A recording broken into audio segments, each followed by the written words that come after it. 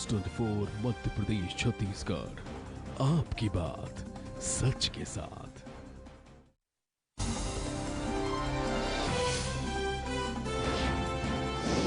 News 24 Madhya Pradesh Chhattisgarh, आपकी बात सच के साथ। बहुत बहुत स्वागत आप सभी का। आपके साथ मैं हूं अभिलाष मिश्रा। न्यूज 24 मध्य प्रदेश छत्तीसगढ़ का आगाज हुआ है आपकी चिंताओं के साथ, आपकी परेशानियों के साथ। हमारे साथ जिम्मेदार तमाम लोग जुड़ते जा रहे हैं और हम एक एक कर आपकी बात पूरे सच के साथ उनके सामने रखते जा रहे हैं। कुछ दिशा निर्देश मिल रहे हैं, कुछ सलाह मिल रही है और कुछ मार्गदर्शन भी मिल रहा है। जरूरी यह है कि आप सुरक्षित रहें और आप अपनों को भी सुरक्षित रखें, क्योंकि यह कोरोना काल चल रहा है। और इस वक्त हमसे बातचीत करने के लिए छत्तीसगढ़ के स्वास्थ्य मंत्री टीएस सिंहदेव जी जुड़ चुके हैं। और हम आपको बता दें कि इस कोरोना काल में उन्होंने न्यूज 24 मध्य प्रदेश छत्तीसगढ़ को वक्त दिया है। हमारे पहले दिन हमारे इस आगाज में हमारे साथ जुड़े हैं, तो उसके पीछे वजह सिर्फ यही है कि ज्यादा से ज्यादा लोगों तक वो अपनी बात रख सके, संदेश पहुंचा सकें। बहुत बहुत स्वागत है आपका टीएस सिंहदेव जी हमारे इस चैनल पर जुड़ने के लिए और वक्त निकालने के लिए। धन्यवाद आपको और बहुत बहुत शुभकामनाएं। न्यूज 24 मध्य प्रदेश और छत्तीसगढ़ के प्रारंभ के इस अवसर पर, नवरात्र के पावन पर्व के प्रथम दिवस पर, रमजान का पाक महीना भी प्रारंभ हो रहा है। इससे शुभ अवसर क्या हो सकता था एक जिम्मेदार चैनल को समाज के लिए, अपने दायित्व के लिए अपने आप को सौंपने के लिए। तो बहुत बहुत शुभकामनाएं आप लोगों को, बहुत बहुत बधाई।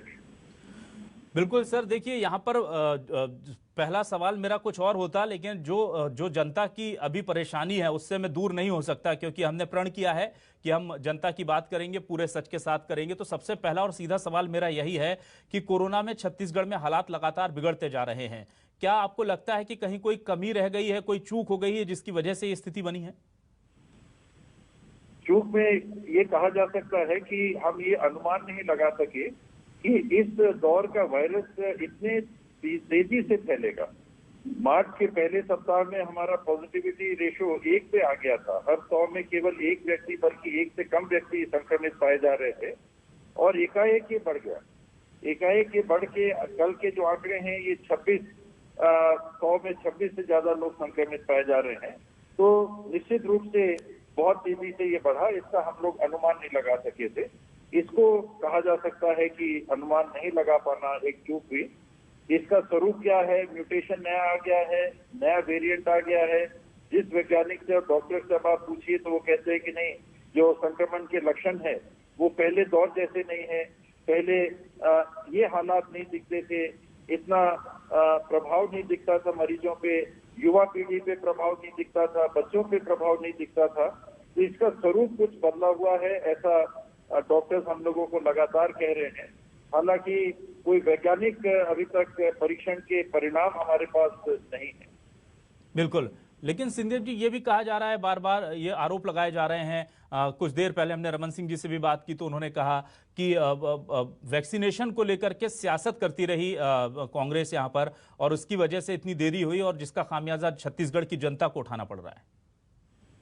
यही दुर्भाग्य रहता है कि कुछ लोगों ने इस बात को मान रखा है कि एक झूठ को अगर 100 बार बोला तो लोग सच मान लेते हैं। तो लगता है कि अब भारतीय जनता पार्टी के साथियों ने और जिम्मेदार साथियों ने भी, जिन्हें हम जिम्मेदार मानते हैं, डॉक्टर रमन सिंह को मैं जिम्मेदार मानता हूं, उन लोगों ने भी ये बात चालू कर दी है कि एक ही चीज को बोलते जाओ, एक ही चीज को बोलते जाओ, एक ही चीज को बोलते जाओ कि देरी की।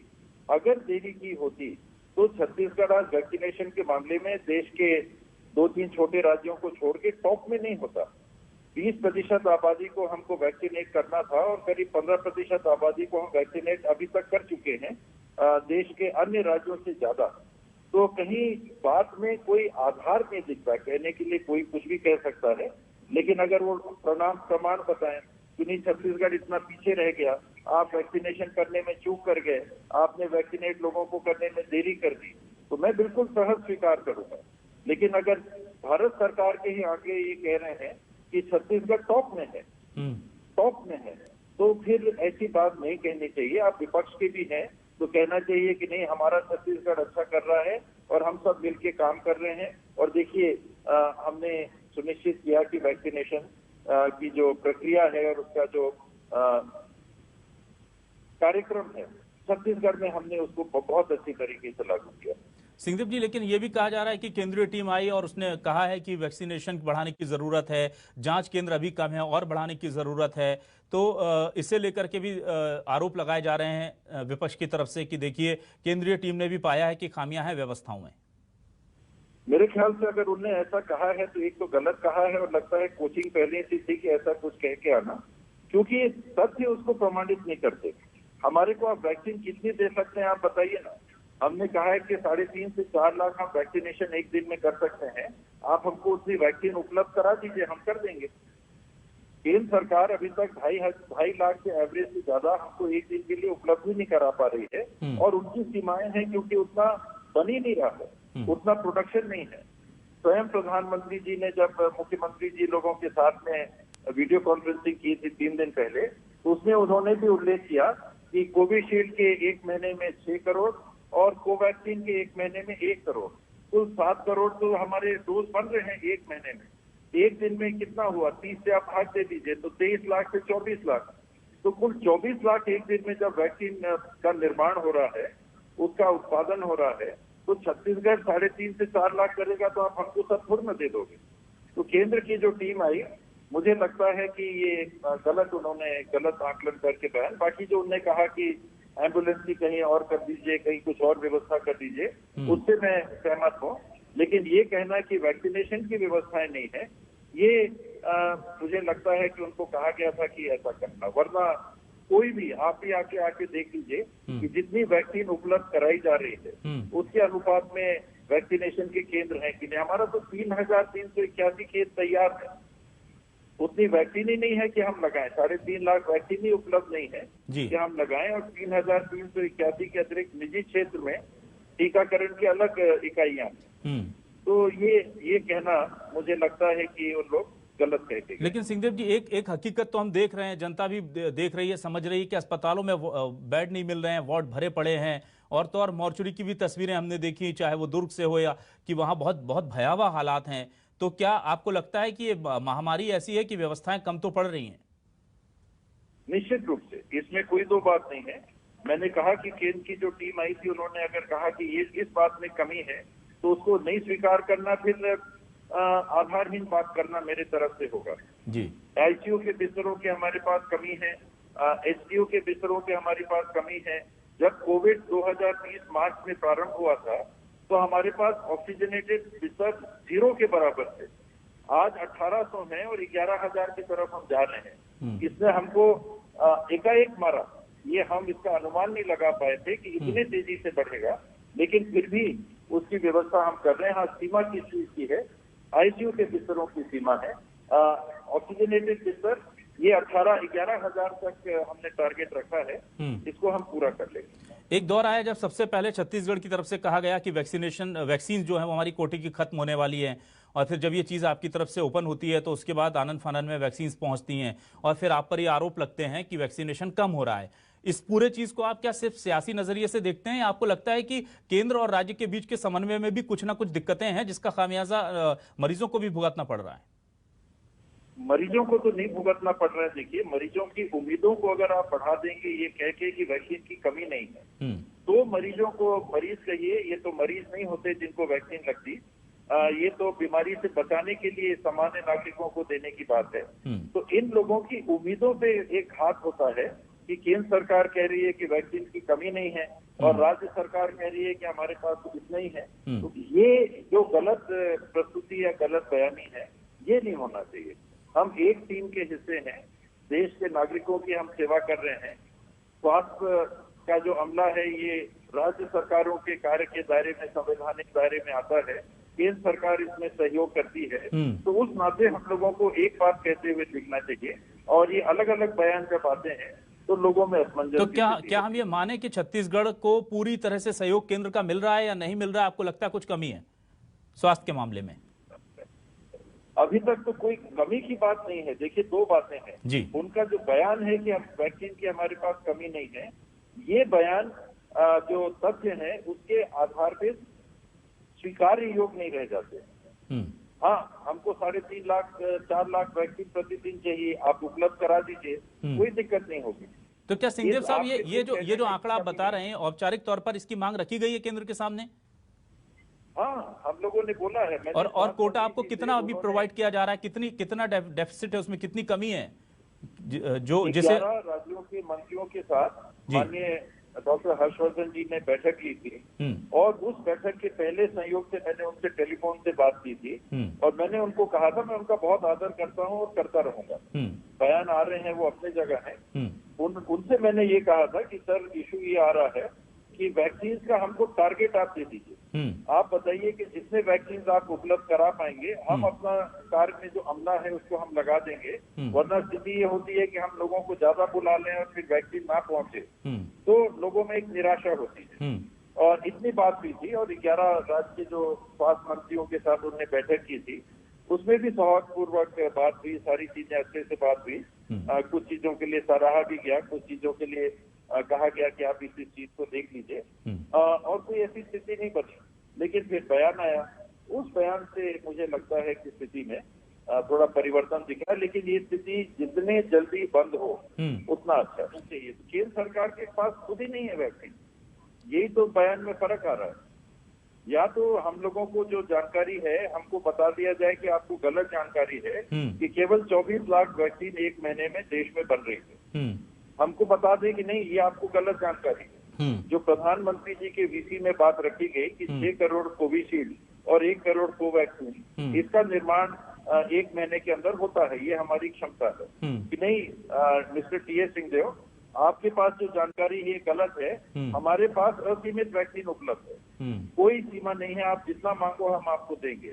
तो हम विनम्रता से कहेंगे कि हमारी कैपेसिटी ही 3.5 से 4 लाख वैक्सीन एक दिन की है। तो क्या केंद्र सरकार 24 लाख में से 4 लाख हमको देगा? ये मानने ही गलत है। हम भी जिम्मेदार व्यक्ति हैं, हम भी देश के नागरिक हैं, हम और राज्यों की स्थिति को भी देख रहे हैं। तो दूसरे राज्यों का कोटा हम कैसे मांग सकते हैं? बिल्कुल, आबादी के अनुपात में आप सबको दीजिए। लक्षण जहां ज्यादा आ रहे हैं उसके लिए आपको थोड़ा बढ़ा के देना है उसको दीजिए और उसको पारदर्शी तरीके से रख दीजिए। बिल्कुल, तो कोई समस्या ही नहीं है। बिल्कुल। और सिंहदेव साहब अब जब जो हालात हैं वो हैं, जो समस्याएं हैं वो भी बनी हुई हैं, चाहे वो सामंजस्य की हो या नियत की हो, हम समझ सकते हैं। हालांकि यहाँ नियत की बात नहीं आती क्योंकि लोगों की जान से जुड़ा हुआ ये मामला है। अब ऐसे में इस परिस्थिति में कैसे फाइट करने जा रहा है छत्तीसगढ़ और स्वास्थ्य महकमा और सरकार इस महामारी से? हम लोग प्रयास कर रहे हैं टेस्टिंग बढ़ाने का। इसके पहले 25,000 30,000 टेस्टिंग होती थी, पिछले हफ्ते हमने 40,000 की। इस हफ्ते में हम कोशिश कर रहे हैं कि क्या हम 50,000 के नजदीक रह सकते हैं। पिछले 4 दिन में 50,000 की औसतन टेस्टिंग हुई है। संडे को थोड़ी कम हो जाती है, कल एतवार था, फिर भी 40,000 टेस्टिंग हम कर पाए। तो 50,000 से भी ऊपर टेस्टिंग को ले जा सकते हैं क्या, ये पहली चीज। दूसरा ट्रेसिंग, कि जो पॉजिटिव आए उनके पीछे कम से कम 30 लोगों को हम कॉन्टैक्ट ट्रेसिंग कर सकें कि पॉजिटिव व्यक्ति कितने लोगों से संपर्क में आए। तो कम से कम 30 लोगों को हम चिन्हांकित कर सकें और उनके क्या हालात है वो जान सकें। और तीसरा वर्टिकल रहता है ट्रीटमेंट का, कि उनके इलाज के लिए हम क्या व्यवस्था कर सकते हैं। तो कोविड केयर सेंटर और ट्रीटमेंट के लिए हॉस्पिटल की व्यवस्था, इनकी व्यवस्था हम कर रहे हैं। और साथ में बाहर से लोग अगर आएंगे तो क्वारंटीन की व्यवस्था, 1 हफ्ते क्वारंटीन में रख के फिर टेस्ट हो जाए या उनके लक्षण नहीं है फिर वो समाज में जाए। हवाई एयरपोर्ट पे वहाँ टेस्टिंग चालू हो गई है। ये प्रोटोकॉल जारी हो गया है कि 3 दिन पहले का आप सर्टिफिकेट लेके आए तब आपको प्रवेश करने दिया जाएगा, वरना आपको टेस्ट कराना पड़ेगा एयरपोर्ट पे। आज स्टेशन पे हमने टेस्टिंग चालू कर दी है। टी.एस. सिंहदेव जी, यहाँ बड़ी विनम्रता से आपको रोकना चाहूंगा। ये एक बहुत बड़ा मिसकम्युनिकेशन यहाँ पर हो रहा है कि 3 दिन पहले का टेस्ट लेकर आए, और लोगों की ये शिकायत हो रही है आमतौर पर कि हमारी तो रिपोर्ट आने में ही 24 से 42 घंटे 48 घंटे लग जाते हैं, फिर हम ट्रेवल करें। अब आप सैंपल्स के टाइमिंग के हिसाब से मांगते हैं या रिपोर्ट आने का जो टाइम है उसको देखते हैं? क्योंकि बहुत छोटा सा विंडो है ये, और उस विंडो में 48 घंटे कब गुजर जाते हैं पता ही नहीं चलता। रिपोर्ट आने से पहले ही वो एक्सपायर कर जाती है रिपोर्ट कई बार। तो टेस्टिंग की जो देरी हो रही है ये अभी हमारी कमी है जी। मैं कह रहा हूँ कि जो बाहर से लोग आ रहे हैं उनकी रिपोर्ट, और ये मान के मैं कह रहा हूँ कि बाहर इतना विलम्ब नहीं हो रहा होगा। और 3 दिन पहले का अगर आपके पास रिपोर्ट आता है और 1-2 दिन पहले का भी है तो 5 दिन के विंडो में संक्रमण आपके पास पहुंचा नहीं होगा, अमूमन ये माना जाता है। जी। हमारे यहाँ जो दिक्कत आ रही है वो आरटीपीसीआर के सैंपल हम ज्यादा ले रहे थे। जो पूल टेस्टिंग हो रही थी, पूल टेस्टिंग की जगह डॉक्टर्स कह रहे हैं कि संक्रमण बहुत ज्यादा निकल रहा है, तो पूल टेस्टिंग सफल नहीं हो रही है। तो जहाँ 5 सैंपल हम एक ट्यूब में हम डाल के टेस्ट कर रहे थे, अब एक सैंपल ही एक ट्यूब में डालना पड़ रहा है। इसके चलते हमारे आरटीपीसीआर के रिजल्ट देने में हमको देरी हो रही है। उसको सुधारने की कोशिश हम कर रहे हैं कि उतने ही सैंपल लें आरटीपीसीआर के, जिसमें कि हम रिपोर्ट 24 घंटे के अंदर दे सकते हैं। बिल्कुल सिंहदेव साहब, के अंदर 4 लैबोरेटरीज और चालू हो जाएंगी जी। उसमें। और प्राइवेट सेक्टर के लिए हम लोगों ने चर्चा की है कि प्राइवेट सेक्टर में भी हम आरटीपीसीआर की भी टेस्टिंग, ट्रूनेट की भी टेस्टिंग और एंटीजन की भी टेस्टिंग को हम खोल रहे हैं। और इसके लिए 550 रुपए आरटीपीसीआर टेस्टिंग के लिए निजी क्षेत्र में, 200 रुपया अगर आप घर से सैंपल कलेक्ट करेंगे तो अतिरिक्त, 150 रुपया आरएटी टेस्टिंग के लिए यानी एंटीजन टेस्टिंग के लिए, और 200 रुपया अगर आप सैंपल घर से लेते हैं, और 1300 रुपया ट्रूनेट टेस्टिंग के लिए, और 200 रुपया अतिरिक्त अगर आप घर से सैंपल लेते हैं। तो ये और हम लोगों ने खोला है कि हमारी अगर सीमा है और टेस्टिंग और हमको बढ़ानी है तो निजी क्षेत्र में भी हम लोगों ने इसको ओपन किया है। मेरा अगला सवाल सिंहदेव जी आपसे यह है कि सियासत बहुत ज्यादा हो रही है और ये आप पर आरोप लग रहे हैं। बीजेपी के तमाम नेता, खुद रमन सिंह जी से हमारी बात हुई तो उन्होंने कहा कि छत्तीसगढ़ को एटीएम बना दिया है कांग्रेस ने। असम से बोडो पार्टी के जो हैं कुछ विधायकों को ला करके रखा गया है, ये जानकारी भी मिल रही है। ये कहा जा रहा है खरीद फरोख्त की आशंका है, जोड़ तोड़ की आशंका है। तो इस तरह के आरोप लग रहे हैं कि सियासत में जोड़ तोड़ का अब गढ़ बन गया है छत्तीसगढ़। लगता है रमन सिंह जी कर्नाटक को भूल गए, मध्य प्रदेश को भूल गए, बाकी समय को भूल गए। बहरहाल ये बात जरूर है कि ऐसा लगता है कि आजकल की राजनीति में ये घटनाक्रम होने लगा है। ये है दुर्भाग्यपूर्ण, लेकिन आजकल की राजनीति में कभी कोई किसी को तोड़ता है, कभी कोई किसी को तोड़ता है, कभी कहीं प्रलोभन की बात आती है। सही क्या है ये तो प्रमाण होगा कभी, तब पता चलेगा। लेकिन चर्चाएं आती हैं और मैं नहीं समझता कि कोई भी इस बात से अब कह सकता है कि हमारा दामन साफ है। तो क्या आपको लगता है कि जोड़ तोड़ का ये जो मामला है ये अभी सीमित रहने वाला है या बढ़ेगा, और क्या छत्तीसगढ़ इसके केंद्र में लगातार क्यों आ रहा है? ऐसे आरोप क्यों लग रहे हैं? क्योंकि हर दल के ऊपर ये बात आ रही है। जब मध्य प्रदेश की सरकार को गिराने की बात आ रही थी, कमलनाथ जी की कांग्रेस सरकार को गिराने की बात आई, तो लोगों को कहां ले जाया गया। जब कर्नाटक के गवर्नमेंट को गिराने की बात आई तब फिर वही बात आई। गोवा में हुआ तब फिर वही बात आई। राजस्थान में भी बीच में हमने देखा कि वही स्थिति बन रही थी। मैं तो खुद वहां पर राज्यसभा के चुनाव के समय पार्टी के तरफ से एक ऑब्जर्वर के रूप में उपस्थित था। तो हम लोग को कई साथियों ने बताया कि नहीं, हमको फोन आया था, हमसे ऐसा कहा गया, ये करेंगे, वैसा देंगे। और आज छत्तीसगढ़ के संदर्भ में हो या राजस्थान के संदर्भ में हो, ये बात हो रही है कि असम में जो चुनाव होने वाले हैं उसके परिणाम अभी आए नहीं है, लेकिन ये अभी से अनुमान लगाया जा रहा है कि अपने अपने जो पाले के विधायक हैं उनको सुरक्षित कर लीजिए। ये जो पंचायतों में होता था, जो जनपद के चुनाव में होता था, जो नगरीय निकायों के चुनाव में होता था, अब ये बीमारी सी लगता है कि ऊपर के सियासत में भी, ऊपर के लेवल में भी हो रहा है। तो क्या ये सियासत की मजबूरी बन गई और इसलिए अब कांग्रेस को भी ये करना पड़ रहा है? मैं हूं, आप हो, कोई भी हो, अगर एक आदमी करेगा तो दूसरा नहीं करेगा तो उसको परेशानी हो सकती है। अगर कोई नहीं करेगा तो फिर कोई दिक्कत नहीं है। जी, अब विपक्ष को लेकर के क्या कहेंगे आप? कैसी भूमिका रही है इस पूरे कोरोना काल के दौरान विपक्ष की, और क्या आपको लगता है कि एक सकारात्मक भूमिका जैसी होनी चाहिए वैसी रही है? अभी तक तो अमूमन रही है। ये हाल के 2-4 दिनों में थोड़ा कुछ मन से या कुछ परिस्थिति के अनुसार कि भाई कहीं किसी को बोल दिया तो हमको भी पार्टी के लोगों के लिए बोलना है, वरना सकारात्मक सुझाव आते रहे, मैं इनकार नहीं करूंगा। नेता प्रतिपक्ष जी हैं, बृजमोहन जी हैं, रमन सिंह जी हैं, अन्य विपक्षी दल के अजय चंद्राकर जी हैं, कई साथियों के फोन आते हैं। कभी सांसद सोनी जी हैं, उनका भी फोन आता है। हमारे पुन्नूलाल मोइली जी हैं, उनका भी फोन आता है। बिलासपुर के सांसद जी हैं, उनका भी फोन आता है। जी। तो विपक्ष के साथी भी फोन करके सुझाव देते रहे हैं, जानकारी देते रहे हैं। मैं इसे इनकार नहीं करूंगा। और अंतिम सवाल मैं आपसे करना चाहूंगा, नक्सलवाद को लेकर छत्तीसगढ़ में जब विपक्ष में थी कांग्रेस तो ये कहा जाता था कि आखिरी लड़ाई लड़नी होगी नक्सलियों से। 2.5 साल आप लोगों को हो गए और उसके बाद भी अगर हम जो हालिया वारदात देखी हमने या जो मुठभेड़ हुई जिसमें हम अपने इतने सारे जवानों को खो चुके हैं, अगर ये देखते हैं तो क्या अंतर रहा? फिर जनता तो ये सवाल करेगी छत्तीसगढ़ में कि बीजेपी की सरकार में और कांग्रेस की सरकार में अंतर क्या रहा फिर, अगर हमको जवानों की शहादत ही देनी तो? सवालों का सामना हमको भी करना पड़ेगा जी। विपक्ष में रह के जो कहा जाता है और सत्ता पक्ष में आने के बाद में जो करना होता है उसमें अगर अंतर दिखेगा तो निश्चित रूप से लोग सवाल करेंगे। लेकिन वर्तमान सरकार ने अपनी तरफ से भरसक प्रयास किया है कि स्थिति को नियंत्रित किया जा सके और मुझे लगता है कि पहले की तुलना में ये घटनाएं कम भी हो रही हैं। 0 हो गई हैं ऐसा नहीं, कुछ समय तक तो नहीं के बराबर थी। ये पिछले महीने 2 महीने में एक नारायणपुर में भी कुछ घटना हुई, अभी फिर यहाँ पर भी शहादत हमारे जवानों की हुई। ये अभी कुछ घटना फिर से हुई हैं, 2-3 घटनाएं हुई। निर्णायक लड़ाई कब होगी सर, ये सब पूरा देश जानना चाहता है।